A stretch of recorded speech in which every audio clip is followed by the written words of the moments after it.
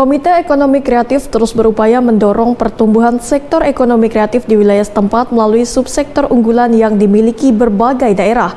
Untuk membahas hal ini lebih lanjut, saat ini kita telah terhubung dengan Wakil Ketua Komite Ekonomi Kreatif Kalimantan Timur, Bapak Dr. Erwiantono. Selamat sore Pak Erwin. Sore Dea. Pak Erwin, bagaimana Pak Erwin sendiri melihat perkembangan ekonomi kreatif yang ada di Kalimantan Timur sejauh ini, Pak?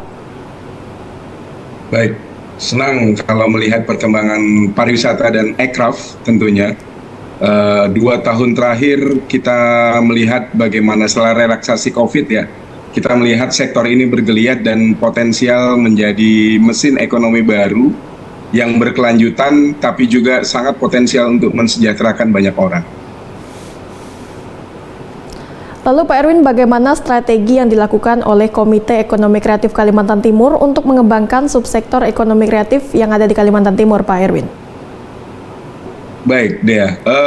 Kalimantan Timur salah satu daerah yang masuk menjadi provinsi percontohan untuk pengembangan aircraft. Di 2020 ketika Kepala Dinas Pariwisata masih Bu Sri Wahyuni ketika itu, beliau menggerakkan banyak komponen untuk sama-sama menyusun peta jalan. Jadi kita mulai dengan peta jalan yang kita sepakati bersama, kita memilih sektor-sektor prioritas, lalu kita memilih juga strategi prioritas. Kita punya 3 sektor unggulan, kuliner, kriya dan wastra, kita punya banyak kain-kain cantik, lalu kemudian aplikasi dan game developer. Kita hampir tidak bisa lepas dari dunia digital saat ini, dan ini penting untuk mengakselerasi pertumbuhan ekonomi di masa depan. Lalu kita juga kaya dengan seni pertunjukan, bakat-bakat talenta kita juga banyak sekali yang kuat pada fotografi, video dan film. Lalu terakhir, setahun terakhir rasanya hampir setiap daerah itu punya festival musik. Nah, itu 6 sektor yang menjadi prioritas. Bukan berarti yang lain tidak penting, tetapi ketika kita mengangkat satu subsektor, biasanya sektor lain akan juga ikut di dalamnya, sehingga kemudian multiplier efeknya yang kita harapkan. Kalau bicara strategi, kita punya strategi prioritas. Saya senang sekali karena para penggiat aircraft itu di Kalimantan Timur memilih strategi satunya adalah memberdayakan pelaku aircraft, usaha aircraft. Kita lihat banyak sekali pelatihan, peningkatan kapasitas, dan tidak berhenti hanya di situ, kita juga mendorong ke arah sertifikasi. Kenapa? Karena kita ingin produk-produk aircraft kita, baik barang dan jasa itu berdaya saing.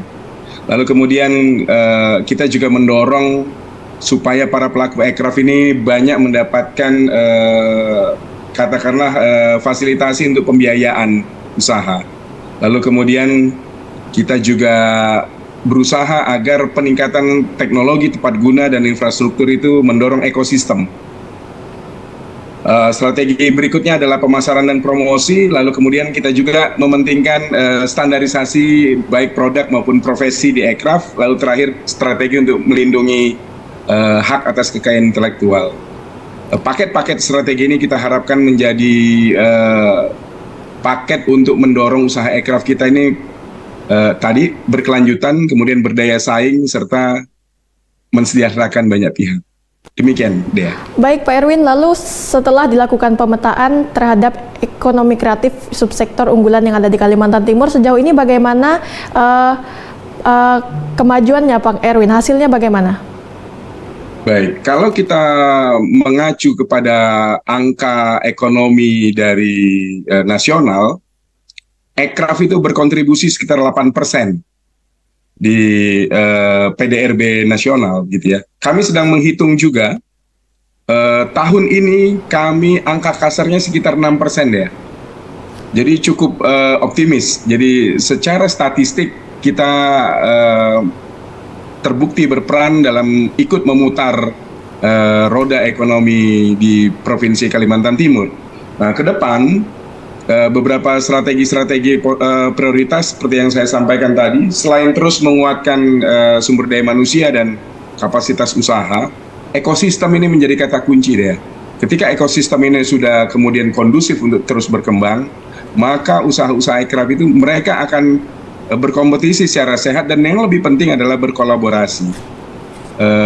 Dalam 2 tahun terakhir rasa-rasanya banyak sekali event-event untuk peningkatan kapasitas pelatihan, baik dari pelatihan yang diinisiasi oleh pemerintah, kemudian pelatihan yang melibatkan banyak komunitas dan asosiasi pelaku usaha. Lalu kemudian yang menggembirakan adalah banyak sektor privat dan sektor akselerator pelepas uang, dalam hal ini adalah perbankan, itu terlibat dalam membangun ekosistem yang kompetitif tadi. Banyak sekali sertifikasi, dan Kaltim punya program terobosan ya. Kaltim punya program terobosan yaitu beasiswa untuk pelaku kreatif, ekonomi kreatif. Baik, Jadi Pak Erwin. kita latih, kemudian kita sertifikasi. Baik Pak, lalu sejauh ini bagaimana peran Komite Ekonomi Kreatif dalam melindungi hak atas kekayaan intelektual bagi para pelaku ekraf, Pak Erwin? Nah, 2 hal ya. Sertifikasi dan haki inilah pensiunnya pelaku atau penggiat usaha ekonomi kreatif. Dengan sertifikasi dan haki, artinya hak-hak ketika mereka mendapat sertifikasi, mereka punya standar untuk mendapatkan katakanlah honor yang sesuai, honor yang dilindungi.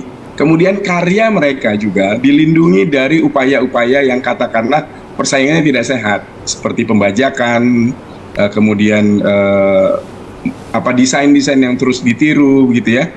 Mudah-mudahan ke depan ini tidak hanya menjadi pendekatan hukum, tetapi menjadi juga pendekatan etis, sehingga kemudian orang terpacu untuk terus mengembangkan karya kreatifnya tanpa khawatir dia akan kemudian dirugikan di pasar. Baik, terima kasih Pak Erwin, Dr. Erwiantono selaku Wakil Ketua Komite Ekraf Kalimantan Timur. Selamat sore Bapak. Selamat sore, Kaltim Ekraf kuat untuk Kaltim berdaulat untuk Nusantara kita yang hebat. Ya, kita lanjutkan informasi hari ini, Saudara. Informasi lainnya akan kami hadirkan usai jeda pariwara. Tetaplah bersama kami di Kalimantan Timur hari ini.